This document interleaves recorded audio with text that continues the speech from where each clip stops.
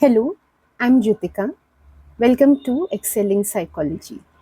In today's class, we will look at approaches section for a predicted paper for the UK AQA Psychology curriculum. If you're pursuing Oxford International AQA Psychology, then also this lesson will be very helpful to you because you can also get similar questions in your paper. I want to give a disclaimer at the beginning only that this is not the final paper, of course. This is a predicted paper. This is a best educated guess on what can come in the paper. Don't take it as these are the only questions you need to do for the paper. Rather, take it as these are the questions that you need to focus more on for the coming paper. Like you can prioritize these questions and these topics. Okay, of course, no one can say what will come in the final paper, but this guess is based on an analysis of past papers. Basically, some questions are asked repetitively, so those topics are considered to be very important from where those questions are coming. They are asked in different forms every year. So, say some of these questions have been coming a lot as longer questions in the past papers. So, we can expect that this time they would come for shorter questions, lesser marks. Also, questions which have hardly appeared since the syllabus is launched. So, they are due for assessment, they haven't been assessed yet. So, those are most likely to come. So, this guest paper is prepared with lot of analysis of what has already come, but I would like to reiterate, not necessary that these are only the questions or these are only the marks for which these topics will come. Take it as a measure of good practice for the paper. Also, in my other videos, I have written like complete answers for questions. So if you need to know like exactly how to write word to word, please visit those videos, because in today's video, I'm going to take a different approach. I'm just going to be jotting down the points that could answer these questions. So organization, how to approach the question, content, everything I will be covering. It's just that it becomes very time consuming to write the entire answer. So that is something I won't be doing in today's video.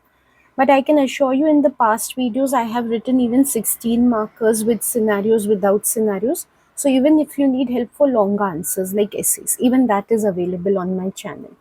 Okay, so let's begin with this paper.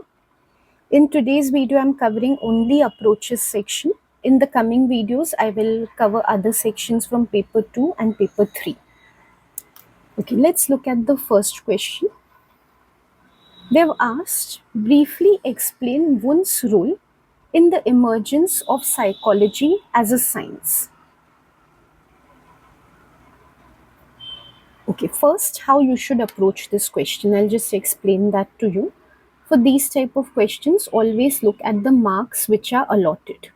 Because I know you must have learned a lot about Wundt's contribution to psychology, but the question is worth only 4 marks. So you need to restrict your answer to what is worth only 4 marks. I would suggest either you take one of his contributions and really elaborate on it for 4 points to cover 4 marks, or alternatively take 2 of his contributions and give 2 points on each to justify 4 marks. What else you need to notice about the question is the command term, which is briefly explained. This means that the question is purely AO1 or descriptive, worth 4 marks. There is no AO2 application component in this. We can see no situation is provided, and no AO3. No strengths and weaknesses are to be given for this. Also, when it comes to Wundt, students like frequently make this mistake of trying to link his contributions to present day approaches. So, say for example, how he has inspired the field of cognitive psychology, or how he caused opposition from behaviorists. That is not what the question is asking you for here. So, if you just read the question carefully, it's only about his role in emergence of psychology, nothing more than that. So, in the beginning, when psychology was coming in, what did he do that contributed to the field at that time? That is what they want to know. So, don't add any unnecessary points. That is what I can advise for how to approach the question. Now, let's just jot down a few points, brainstorming, and then I'll write a few pointers on how to answer the question. So when it comes to Wundt's contribution to emergence, one thing which comes to my mind is setting up of the first laboratory. I'm sure that's coming to your mind also. Another thing is his method of introspection. He devised a new method of looking into the mind, which was the chief focus of psychology at that time. And experimentation, the scientific method. These are his contributions that we have learned about. I would take the approach of taking any two of these and giving 2 points on each. So I would like to speak about the laboratory which he has established and the introspection method. You could choose something else out of these three, maybe one of these that you want to elaborate on for 4 marks. So 4 points, you have some details to share, you could give it that way. Okay, so take this as a sample outline of what you can write.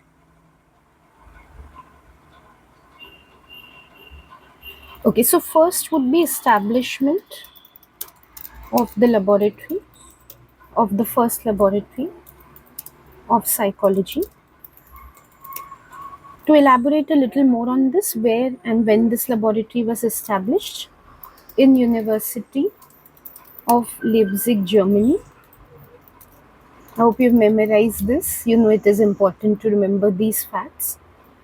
And to emphasize further, like before this, there would not be any laboratories which are exclusively dedicated to psychology. Psychological, if any studies used to be done, they used to be done in other laboratories only, like the biology or neurology laboratory.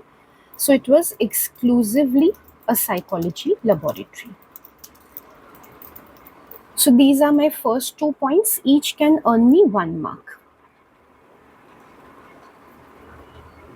Okay, of course, when I'm writing, I have to write in a proper paragraph format. As I told you earlier, I just want to remind you, the only reason I'm writing this way is to save time. So if you want to see how to properly answer a 4 marker in a paragraph, you can visit my other videos.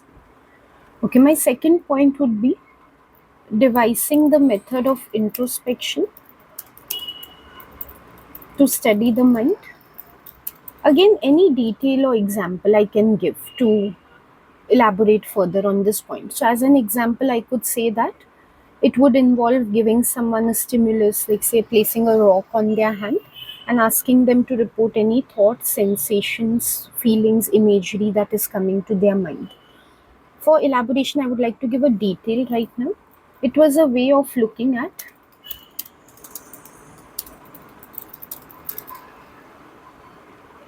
uh, feelings, images, and sensations in the mind in a structured or standardized way.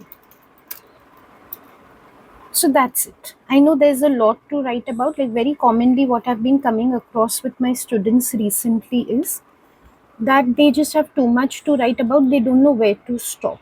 So that approach is not helpful, because if you take too much time answering a 4 marker, how will you get enough time to answer the remaining questions? So no doubt you must be knowing a lot, but restrict to yourself to how much is justified for 4 marks. Also, this reminds me, I will just upload this answer sheet which I'm preparing here, like this rough answer sheet on my website, and I'll link it in the description box and pin comment below. So in case you want a copy of the outlines for future reference, you can download it from there for free in PDF format. Okay, let's look at the next question. Cognitive psychology question, research methods, ethics, can be linked to any approach or any topic and asked in the paper. So this is from research methods. Let's read the scenario first. A cognitive psychologist carried out an experiment into the effects of other people on problem solving. An independent group's design was used. In condition A, 15 children were given 30 problems, each to solve in 2 hours. The children completed the task in the same room and were allowed to talk to each other. In condition B, a different group of 15 children were given the same problems and in the same time to solve, but worked in silence. The number of problems solved in condition A was 204. The number of problems solved in condition B was 324. Calculate the mean number of problems solved in condition A and condition B. I think this has got cut off a little. I'll just add that. Okay, so This question is like very straightforward, calculating the mean. In fact, you don't even need to add up anything here. Like they haven't given raw data for you to add and then calculate the mean. So it's one of the simpler questions that can come. It's just that where students lose marks is in a haste. They just pick up the calculator, calculate on that and write the final answer. You have marks for working or for steps also. In this case, the steps of course is not adding the raw data because that isn't provided. But at least you have to show what comes in the numerator, what comes in the denominator, what is being divided by what. You need to show that. Then only you will get full marks. 1 mark for showing your working and 1 mark for coming to the correct final answer.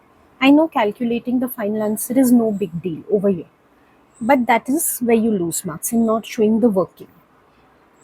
Okay, so first they've asked calculate the mean number of problems solved in each condition.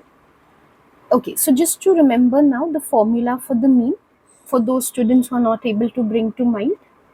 Also, one more thing, as silly as it might sound, students do it.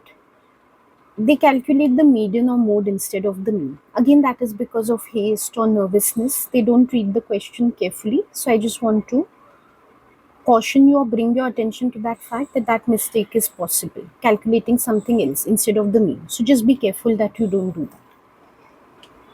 Okay, in condition A, the number of problems solved is 204. And in condition B, number of problems solved is 324. Now, the formula of the mean is you have to take a total and divide it by the number of items. In this case, number of children. Right? Because we want to know on an average how much each child has solved. So, in our case, the total is going to be number of problems solved. And that we are going to have to divide by the number of children. In words, giving the formula is not compulsory, although you can give it for good measure, but at least showing the number which gets substituted in the numerator of this written formula and what comes in the denominator. That is very important. So I'll just do both. If you want what I'm writing in words, you can skip that. Okay, so for condition A, it's going to be total number of problems solved, which is 204 divided by number of children in condition A, which I can see. I'm sure you can also see here. It is 15. Okay, as I said, this is optional if you want to show it, but definitely show this part 204 divided by 15. Like show this is the formula that you're using to work out the mean. Okay, I'm doing it on the calculator quickly. So I'll do 204 on the calculator. I've just pressed that, pressing the division button and then pressing 15. It's coming to 13.6.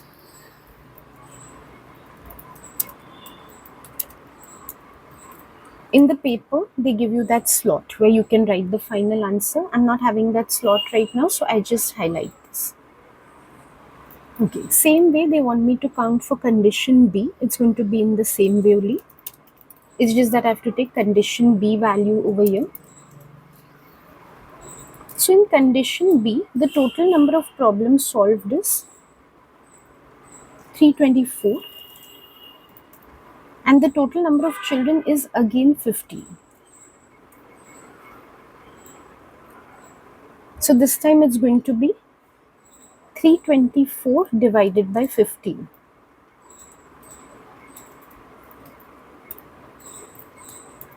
Again, same thing on the calculator. First I will enter 324. I'll press the division button and then I press 15. That's 21.6.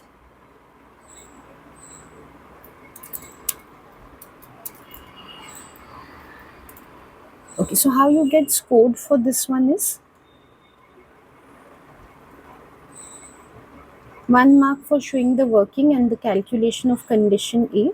Working and final answer of condition A, and 1 mark for showing working and final answer for condition B. Let's look at next part of this question. Explain one conclusion that can be drawn from mean number of problems solved in condition A and B. This question is actually very simple, but students mostly answer this wrong from what I have seen in my classes.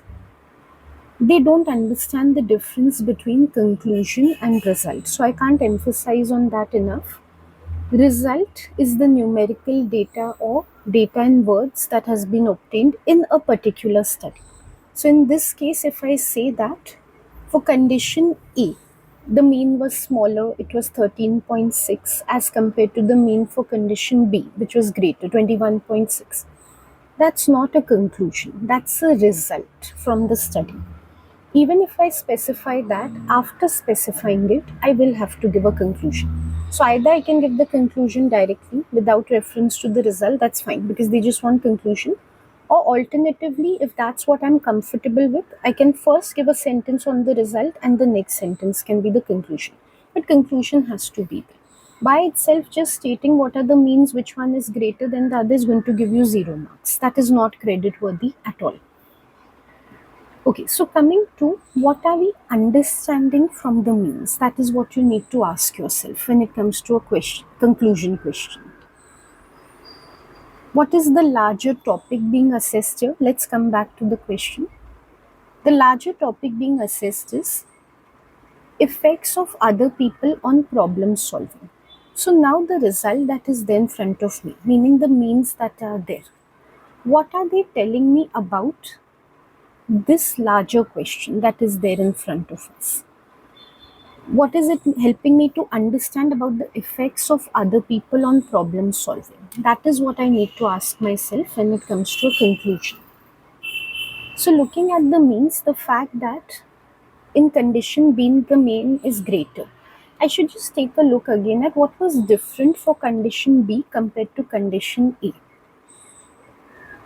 The difference was that in condition B, the children got to solve the problem in silence. Right? And in condition A, they had to do it when they were talking to each other. So if the mean is higher in condition B, indicating their performance is better than that of condition A, that means somehow, what am I understanding? If people are given the opportunity to work in silence, that helps them work better or that helps them solve problems better. But when they are made to talk to each other, that distracts them or that takes away from their problem solving ability. This is what I need to explain in a conclusion. What inference can be drawn? That talking to others can be distracting, it can reduce the ability to solve problems or the ability to solve enough problems in an allotted time compared to working in silence. So that is the conclusion. I directly prefer to write the conclusion. Your choice might be to first give the result. You can put it that way. First, you can restate the results and then give the conclusion. So, my points for this would be solving problems in silence facilitates greater and faster problem solving. This can justify 1 mark, whereas solving problems while talking proves to be distracting and slows down problem solving. So that justifies 2 marks. Also, one more thing this reminds me is many times in the paper you asked to compare two things, two conditions when it comes to research methods questions, like show difference between two things, or even if they don't tell you directly, like show the difference between two things, but they've explained two conditions in a question. So always have a holistic approach, always include both when you're discussing something. So when it comes to the conclusion, many people will just leave it at point one. Like they will just leave it with silence helps problem solving. But holistic approach means you talk about the other condition also. After all, there was a control condition with which a comparison was being drawn. Even the performance of that condition was being assessed. So definitely then you need to talk about both of them. So always do that. Sometimes there are questions like beyond research methods also. For shorter, only 2 or 4 marks, compare this approach with that, compare the proposition of this theory with that one. make sure to include both in your answer. Like this one, supposing is better for this reason, and that one is not as good for this reason. So always show that comparison in your answer. Same thing needs to be done here. So how I get the marks for this one, I think it's obvious, but I'll just show quickly. The first point gets first mark, talking about condition B, the inference drawn from that. Second point gets 1 mark, inference drawn from condition A. Okay, now finally we have the, I can say maybe most dreaded question, because most students, when it comes to approaches, first thing they'll tell me is comparison of approaches. We are concerned about comparison of approaches. What has happened is, in the past papers, like this syllabus was introduced in 2017. Since then, psychodynamic approach has not been assessed at all. So we do expect a big question to come from them. Like at most, it has come for the shorter questions. So this time the 16 marker can be from psychodynamic. It can be entirely from psychodynamic, like not even comparing with any other approach, just outlining and evaluating the approach, or it could be asked in comparison with any other approach. So literally any other, like cognitive, humanistic, or in this case biological. Biological is important, it comes very repeatedly. So perhaps they can make a combination out of psychodynamic, which hasn't been asked yet, and biological, which is important because it is asked frequently. So this question, when we practice, we are able to revise both the important approaches. How to answer 16 markers with scenarios, that is with AO2. How to answer 16 markers without scenarios, just AO1 and AO3. Both I have covered with writing complete answers, providing you the model answers on my channel. So you can definitely visit those videos if you want to see in details. Okay, let's look at this question very carefully. Outline and discuss psychodynamic approach. That means outline psychodynamic approach, they want AO1 from it. Discuss psychodynamic approach, they also want AO3 from it. Meaning for psychodynamic approach, they want both. Refer to psychosexual stages in your answer. Out of so much that Freud has given, defense mechanisms, levels of consciousness, personality theory, psychosexual stages, and psychotherapy, the most emphasis they want is on psychosexual stages. By itself, it's a big theory. So definitely we have to cover these. There are 5 psychosexual stages in detail. Okay, make sure don't skip anything from there because they've particularly pointed that out in the question. Discuss both psychodynamic and biological approach. Include a comparison of the approaches in your discussion. For psychodynamic, anyways we have noted we have to give AO3. For biological also we have to give AO3. Have they asked us to outline the biological approach? No. So AO1 does not have to be given from the biological approach. This is where students make the most common mistake. They include AO1 for both. That's why it is very important to take the time to read the question carefully and not to be in a rush. Especially this type of question looks lengthy because they are conveying to you a lot about what they expect. So only if you read carefully you will know exactly how to structure your answer. So make sure for biological you give only AO3. Discuss is the AO3 command term, and that is what is asked for biological. Now the next part also, it is up to interpretation. Include a comparison of approaches. There are 2 ways of looking at this. You know, anyways for a standard 16 marker, like this is a standard 16 marker with AO1 6 and AO3 10.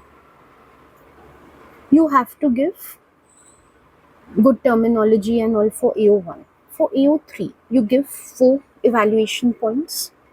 3 if you are having a detailed approach. In most cases, students don't have a very detailed approach, so 4 is recommended. Now, when they say include a comparison of the approaches, actually they don't mean that all of your points have to be a comparison. That's why they are saying include. But in case you choose to take all the points also as comparison only, there's no harm in that because comparison by itself is an evaluation. So what can be your approach here is one, all 4 points you can make it about comparison, which is easy also.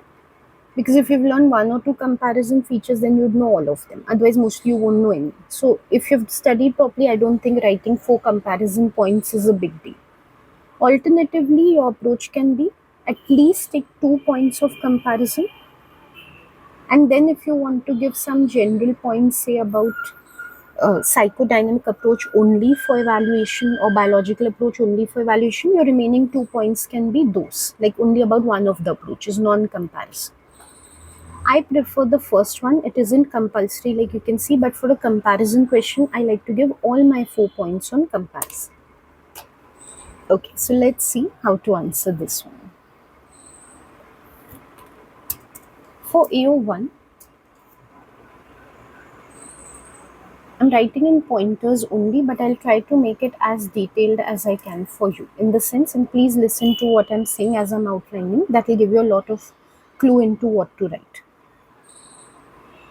You have to focus mainly on psychosexual stages, but it's an essay. It makes for a good essay if you introduce a little psychodynamic approach, not generally what our approach is. So, a little you talk about it before getting into the stages and really elaborating on them. Okay, so when it comes to psychodynamic approach, of course, firstly we must name the founder, Freud. So you could begin with Freud founded the psychodynamic school of thought in psychology. Then you can give a line about his contributions. You don't need to elaborate all, but you can say that he gave a comprehensive theory of personality, including, in one line only, putting commas, you can just name levels of consciousness, tripartite structure of personality, psychosexual stages, defense mechanisms, and therapy, etc.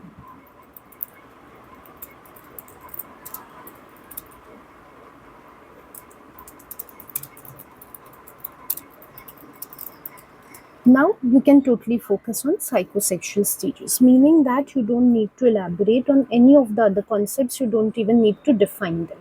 It's just for a good introduction that I have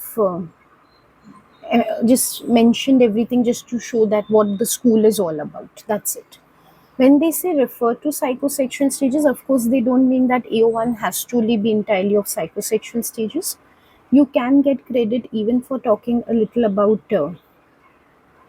any of these levels of consciousness and all. But personally, I feel because there is so much to elaborate on the psychosexual stages only, I'll really run out of time and space if I'm going to talk about everything. So I'm just going to write about psychosexual stages. Definitely, in the mark scheme, they would suggest something like if the psychosexual stages are not referred to, maximum supposing the student can get 1 or 2 marks. But if the psychosexual stages are referred to and only the psychosexual stages, nothing else is elaborated upon, then you can score full 6 marks. What is there when it comes to Freudian theory? It's very, very huge. There's just too much. So definitely we can expect that in an essay they are going to point out exactly what they want from that theory. It's too much to expect students to write everything from that theory. So they are going to pick one of the things like they've picked and asked to emphasize on that.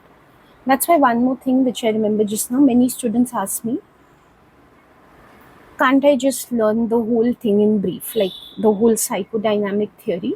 Just learn a little about everything and, focus more on the one I am comfortable with. That is not possible. You can't take a subjective approach to it because in the paper they do emphasize like this. And it's not only in the psychodynamic theory. When it comes to, say, the cognitive approach, also, they have asked questions like refer to schema theory in your answer. So they always pick up one aspect of the approach and ask you to mainly focus on that. So you have to know every aspect that is given under the approaches.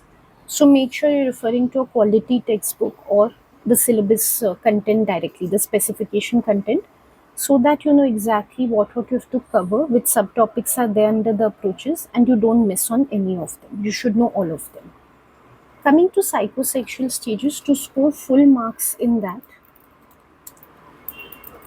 you have to give very specific details, such as the age range in which these stages occur. You have to memorize and write what is the erogenous zone in each stage, and what is the like primary conflict or primary resolution of conflict that is taking place in that stage. So just give it in a very structured manner to make sure that you're covering everything, and give good terminology in the sense of naming things like erogenous zone, castration, anxiety, identification, whatever becomes important. Just keep on naming that to get full marks. Okay, what my transition would be, I had just introduced the theory. Then I would say psychosexual stages theory is very important, and it has brought about 5 stages in the development of a child, and those are as follows. So first is the oral stage, which occurs from 0 to 2 years. Yes, you have to memorize and write the age to get full marks. For psychosexual development, that's very important. It's key. Okay, the erogenous zone in this case, to mention erogenous zone means the focus of pleasure in that period is the mouth. How it is engaged is by the child biting, sucking, etc. That is what the child is interested in. If there is fixation at this stage, it can result in an uh, like oral aggressive personality or an orally passive personality. It's okay. That much detail you might have not learned. That much is not required in the specification. But you can say something general also, like fixation can result in oral problems or mouth related psychological issues, behavioral issues in adulthood. Then we have the anal stage. Anal stage occurs between 2 and 3 years. The age ranges can be slightly different depending on which reference you are using. That is always the case with Freud's theory. That's okay. Roughly about it should be the age range which I am giving. Here, the erogenous zone is the anus. The main concern here is toilet training. The child needs to learn to use the toilet at this time. If that is not done successfully, it can result in fixation, meaning that the child can have an anally retentive or expulsive personality. Again, if you haven't learned in that much details, that's fine.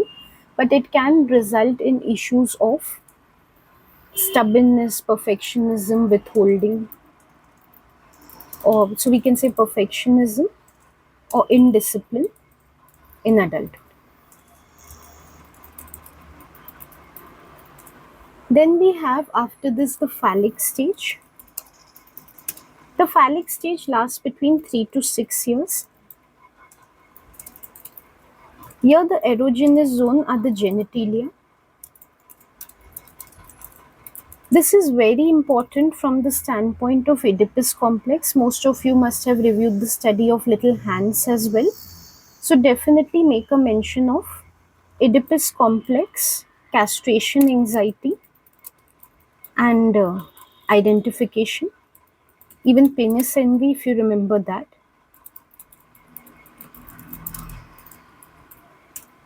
You don't have to cover each and every concept here. It can become very lengthy, but at a minimum, do talk about Oedipus complex and identification. Those are important.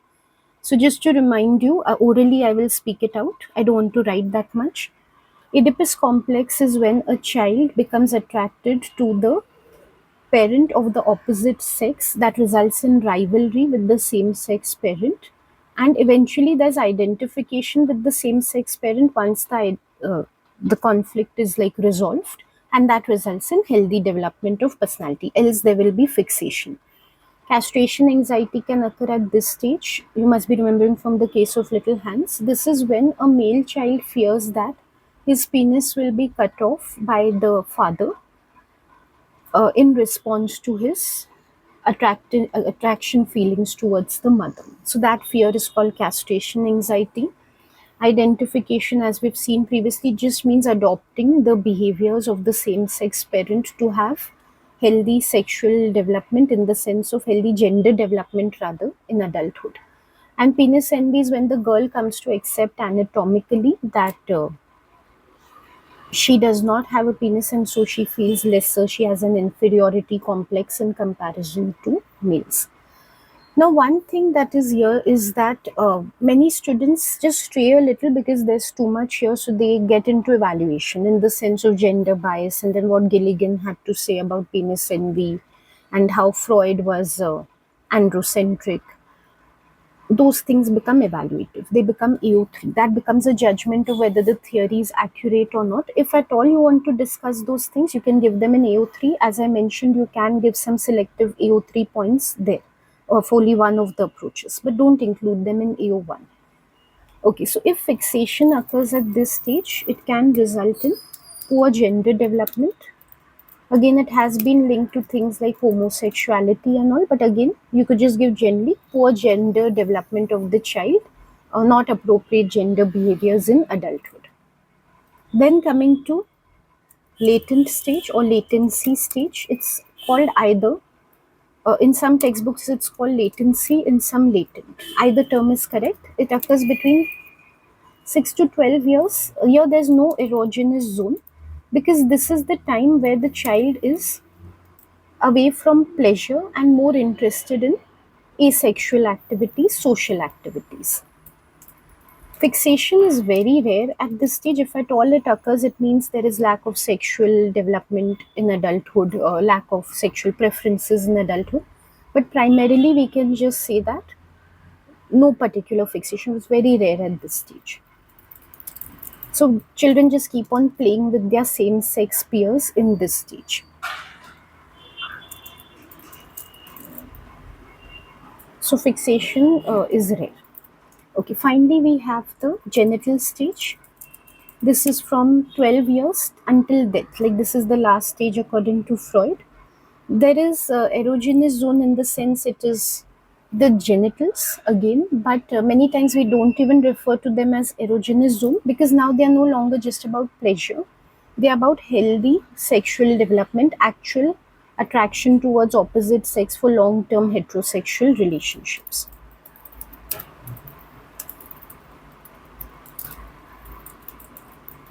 It marks the beginning of adult life, and there's nothing much to say about this because, as I mentioned, this is the healthy development stage, so there's no fixation as such which takes place at this stage because it continues for the full adulthood of the person.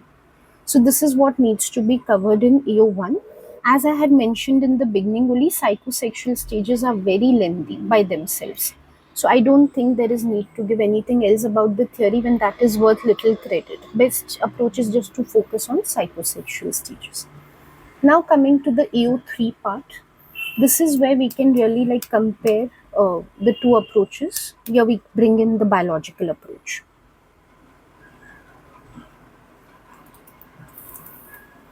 What will be my 4 evaluative points? And of course, regardless of what type of question it is, I must follow the Peel format in writing. Again, I won't give too much general discussion of what is the Peel format. If you want to see that, it's there in my previous videos. I just stay focused for this particular answer, how we can use the Peel structure. Okay, my first comparison point, and I think which would strike to most of you, is nature versus nurture. Also, before I write this, let's quickly like brainstorm and bring to mind which are the possible parameters on which we usually compare approaches. There can be more than what I'm giving here. Maybe this is not an exhaustive list, but these are the typical things. One is view of behavior. I'm sure most of you have a table with you. You might have downloaded it or prepared it on your own where you have all the approaches written and feature by feature there's comparison. So most of you would be having the first point as view of behavior. Then it will be nature versus nurture. Means all the debates basically. Free will, determinism, reductionism, holism.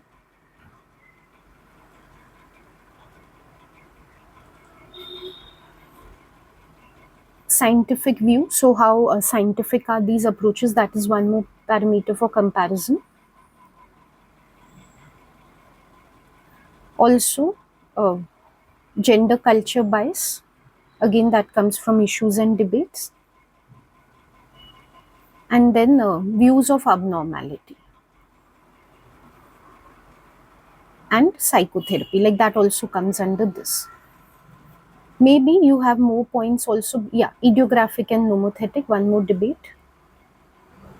Maybe you have more points than this also. These might not be the only ones, but generally these are the ones on which we compare. So many times when students tell me they don't understand for a comparison question what to compare on, what can be the evaluator points. Actually, there are so many. You just have to be well versed with your approaches. Okay, I would like to take nature versus nurture. I'm sure that is the first thing coming to mind to most of you. Also, when they say compare approaches, they don't mean that you have to really give a contrast or differences. That is also one misinterpretation. Comparison means both similarities and differences. So it could well be that you give a similarity, what is the same in both approaches. So as far as nature versus nurture is concerned, that is my point in the peel format. Both are primarily supporting nature. So that's a similarity that I want to bring about. Sorry, this will also come in the point itself. So I could put the point as like when I'm writing, the beginning of my first year 3 point can only be both psychodynamic and biological approach primarily support nature in the nature versus nurture debate. To expand on this or to elaborate in the peel format, how each one supports nature more than nurture. I just need to explain that.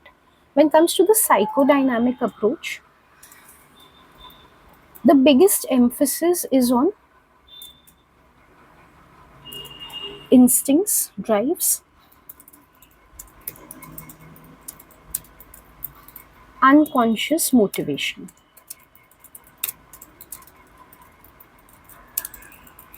Freud said that every human being is born with aggressive and sexual impulses. Born with, meaning he's supporting nature. An example of this could be that the id is very dominant and the id keeps urging people to engage in aggressive sexual behaviors. If you want to give an even more specific example, you could give something like the id keeps asking people for revenge if they have been wronged by someone else, or asked to behave like promiscuous instead of being committed to relationships. You can give a specific example like that. So that's how it supports nature. And biological, how it primarily supports nature is because it explains all behavior in terms of genetics, evolution, hormones, neurotransmitters, brain structures.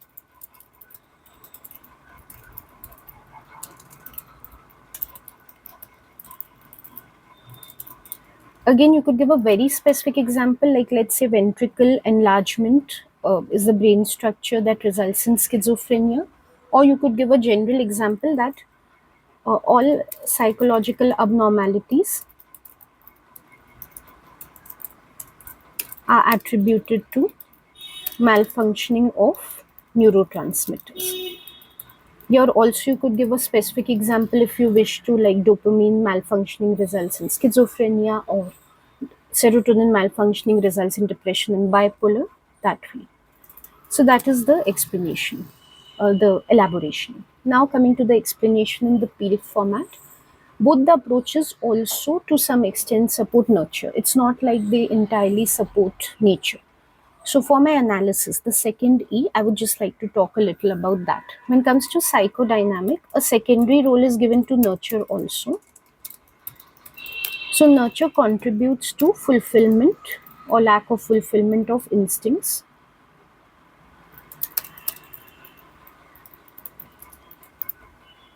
For example, just like the id keeps on urging for sexual and aggressive behaviors, the ego, which is developed through learning in society, similarly the superego, which develops through moral learning in society, they keep on checking the id. They keep on, like superego keeps on opposing the id, or the ego keeps on suppressing it. So that can be the example here. So ego, which is developed through social learning,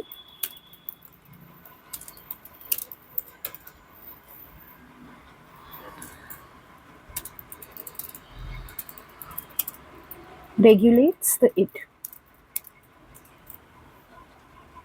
For biological, Nurture contributes to expression of genes or regulates, interacts with brain structures, hormones, etc. to manifest behavior, right? Even the biological approach acknowledges that genes by themselves do not result in behavior. Diathesis stress model, they have to interact with stressors. Or neurotransmitters are the enablers of behavior, but the causes can be sociocultural or psychological in nature. So one example can be the diathesis stress model, which suggests that both biology and environmental factors will contribute to behavior. You can give a more specific example. Let's say in the case of schizophrenia, the biological aspect can be inheritance of COMT gene or DIC1 gene, and the nurture aspect could be expressed emotion or double binding in the family. That is acknowledged. But primary emphasis in both cases, that I'll put in the link, is on nature. So all theory, explanations, exploration has been towards that way.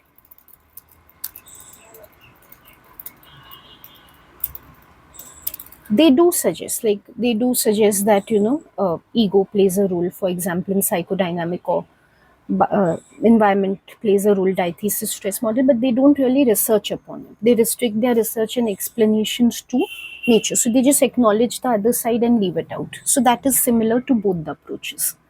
This would be my first AO3 point. It is very understandable that when you're writing, your points might not be exactly like mine. Your elaboration might be a little different from mine. Your examples could be different. The intention is to give you an idea of how to think and how to write. I hope that is coming across. Another I would like to take as a contrast point, the differences between the two is idiographic versus nomothetic. That's again a simple one. Psychodynamic uses idiographic approach, and biological uses nomothetic approach.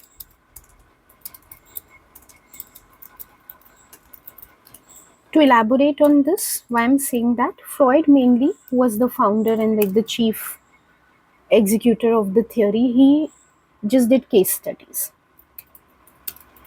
Most of the knowledge which we have are based on his case studies, and case studies, we know, they focus on the uniqueness of one individual. Their in-depth approach is qualitative. So definitely he has adopted an idiographic approach. So for example, you could give the little hands case or the rat man case, whichever you've learned.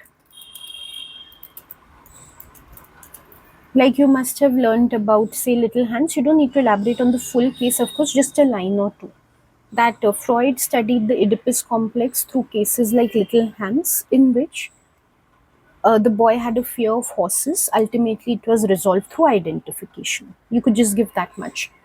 So that's how he took an idiographic approach. Whereas biological approach has typically used experimentation, that too brain scanning methods. Again, I would like to give a specific example like the Maguire study, a natural experiment between taxi drivers and non-taxi drivers to show through MRI scanning that taxi drivers had a better developed posterior hippocampus. So that is the elaboration of how biological uses a nomothetic approach. As we know, experimentation involves generating general laws. Like in Maguire case, generating the law that navigational skills for everybody are located in the posterior hippocampus and that it is plastic. That they were able to arrive at because they used a large sample and they took quantitative methods. So that's why they've supported a nomothetic approach. To elaborate further on this, like to just do a little bit of analysis, I would say that in that sense, Freud's approach, or sorry, psychodynamic approach, has been more like detailed, qualitative, more insightful into behavior, like exactly why behavior occurs. It is explained in depth, but it has also been taken as unscientific. So it has also achieved a like philosophical status, or you can say unscientific status. since it is not backed by empirical evidence. In comparison with this, biological approach has aligned with the principles of science. After all, it's comparison, right? So in the explanation, like, it should not look like standalone points. It should not look like separately you are talking about psychodynamic and biological. Some reconciliation needs to be there. What contrast are you showing in the two? So that is something you can give in the explanation part. So finally, to link this, we can say, therefore, psychodynamic approach has been more detailed and less scientific than the, like, just a one line summary of what we wrote before, then biological. I've said this before also, you might find my points more detailed. That's okay. When we practice, like as a teacher, when I'm giving you a practice, of course, I will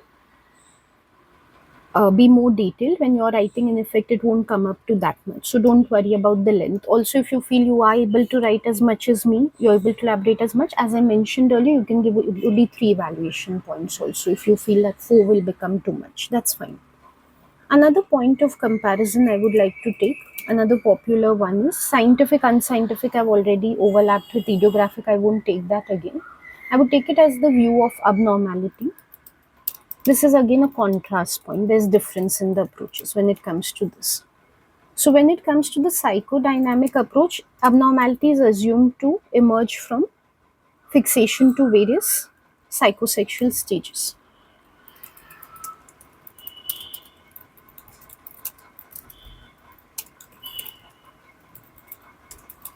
To give a specific example, I would say OCD is said to emerge from fixation to the anal stage. So, in that stage, when a child withholds feces and becomes very stubborn, then that culminates into perfectionist tendencies into adulthood. So, mainly it has to do with childhood experiences. Whereas, when it comes to the biological approach, abnormality is presumed to be because of malfunctioning of the nervous system or the endocrine system, mainly nervous. And it's not about childhood experiences. It could be that the malfunctioning is culminating over the years, but it's about current malfunctioning.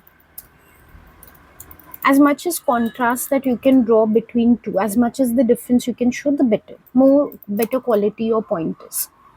So, for example, the same OCD would be also give the same example, like OCD for that, OCD for this. This shows like a clear distinction between the two. So if psychodynamic says OCD is fixation to the anal stage, biological says OCD is because of malfunctioning of the neurotransmitter serotonin presently in the brain. Okay, there are contrasting views. Is serotonin more or less? So I'm not saying that, I'm just saying it's fluctuating.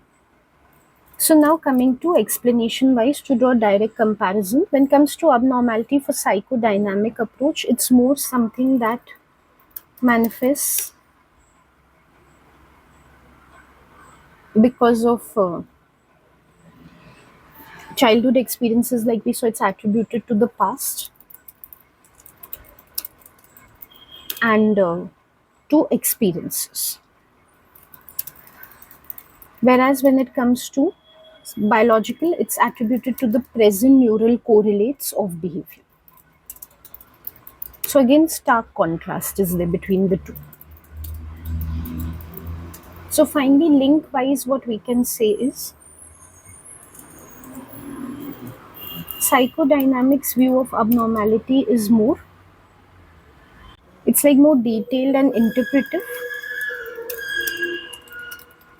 whereas for biological it is more objective and direct, we can say, like more precise. One last comparison point, you could stop at this point if you feel it's become detailed enough. Alternatively, one more point, because generally 4 points are for good measure. I would like to take free will and determinism, both the approaches are deterministic. So this is going to be a similarity point. Psychodynamic makes for psychic determinism, and biological makes for biological determinism. Two different types of determinism, but both are deterministic. So, in elaboration, I can just explain these terms. Psychic determinism means that determinism by itself means behavior is beyond the control of the individual. So, here behavior is emerging from unconscious instincts, drives, and all. That is why it is beyond the control of the individual.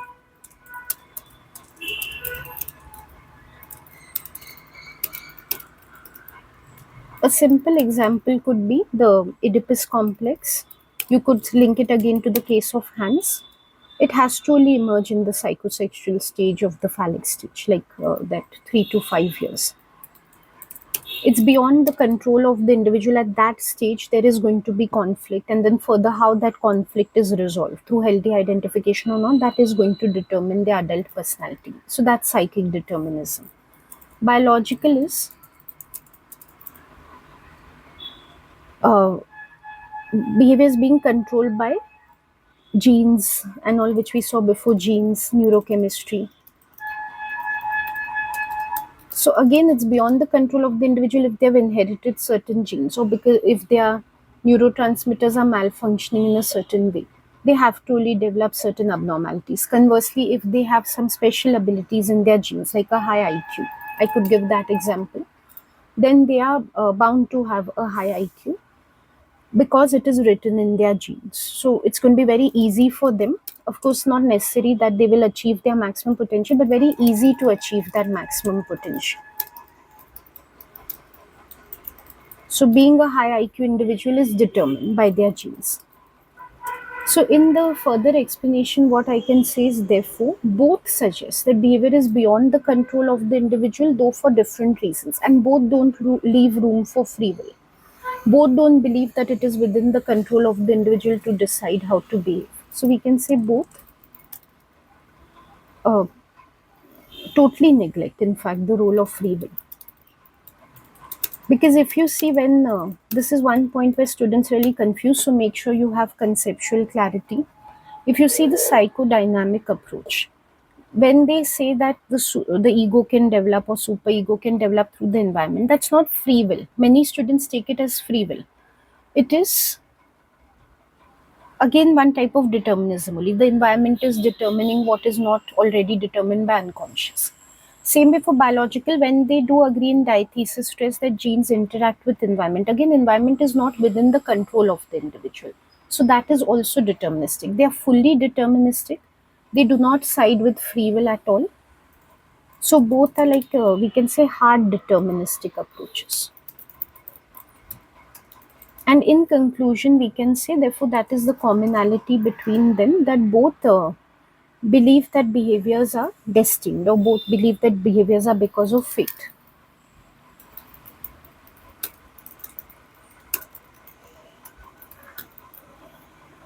Okay, now these were my 4 comparison points, just for a good measure, in case like you've learned some other points better and you want to know about them.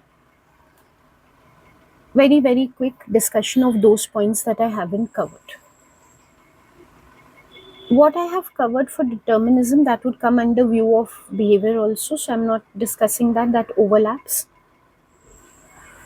If you want to take reductionism versus holism, both are reductionist. Psychodynamic focuses only on the role of unconscious instincts, drives, and family dynamics when it comes to behavior. It ignores a lot of things. You could interchangeably suggest that they ignore each other only, they mutually exclude each other. So, for example, psychodynamic does not account for biological factors like genes, hormones, how they contribute to behavior. Likewise, biological just focuses on genetics, it does not account for how unconscious instincts, drives, contribute to behavior. And you can give other possibilities also, like both ignore cognitive thinking, perceptions, belief schemas. So both are very reductionist, both are highly reductionist. Scientific approach I'd already taken. If you take gender culture bias, biological is definitely less biased than psychodynamic. Psychodynamic is very biased because Freud's views on women, particularly gender bias, he believed women have an inferior status to men. He morally derogated their stands in society. So he was very strong on this. Whereas biological approaches are not concerned with evaluation. They don't make any judgments. It's a very non-judgmental approach. It's very objective. So no doubt even they bring about gender differences, like say there is hemispheric specialization, but they're very factually based and they don't evaluate which gender is better than the other. They just point out gender differences that are there. So it's a very unbiased approach compared to the Freudian approach. Culture bias wise, Freud's approach again is the biased one. It's basically mainly based on the Vienna culture, medieval culture, Western culture, nothing to do with modern society or non Western cultures. Very biased approach. Biological has no cultural bias, again, it's universal. Undoubtedly, genes can differ from culture to culture, but again, it doesn't account for bias. They are not judgmental in trying to compare cultures or prove the superiority of one culture. They might just objectively find some culture differences. So, similar to what is the case with gender bias. Okay, rest I have covered. So, those could also be some of the points that you want to take. So, this is the predicted paper for approaches, paper 2. I hope this lesson is helpful to you. I do take classes for psychology, private tuition. So, if you're interested in the same, you could contact me. I'm leaving my contact number and email ID in the description box and pinned comment below. Please do not contact me personally for any comments you have about this video, such as any doubts about this particular video or any suggestions what you want to see in the next video. Please leave those in the comment box. I will answer your questions on the correct channels. Okay, and do keep practicing well. Exams are approaching soon, so I hope you're prepared for them. And all the best for your paper. I will try my very best to cover similar predicted papers for the other subtopics and for paper 3. Okay, see you soon then. Goodbye.